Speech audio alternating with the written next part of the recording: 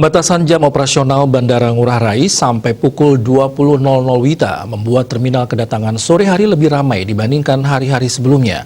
Walaupun demikian, kondisinya tidak seramai saat sebelum pandemi COVID-19. Masyarakat yang melakukan penjemputan juga sudah mulai antre. Petugas bandara terus memantau dan mengingatkan agar para penumpang maupun yang menjemput senantiasa menjaga jarak dan mengenakan masker.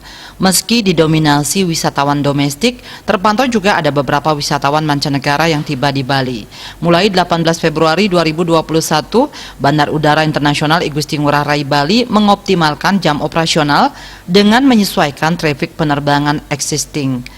Kebijakan ini telah disetujui melalui nomor Notice to Airmen Notam A036321 tentang perubahan waktu operasional bandara dan melalui rapat bersama pihak terkait di Bandar Udara Internasional I Gusti Ngurah Rai Bali. Keputusan perubahan jam operasional tersebut yang sebelumnya pukul 7 sampai 23 WITA diubah menjadi pukul 7 sampai 20 WITA melihat pergerakan penurunan trafik penerbangan. General Manager PT Angkasa Pura I Persero Cabang Bandar Udara Internasional I Gusti Ngurah Rai Bali, Heri Ayesikado mengatakan pihaknya telah melakukan koordinasi kepada pihak terkait, utamanya maskapai agar segera menyesuaikan jam operasional yang ada di Bandar Udara Internasional I Gusti Ngurah Rai Bali.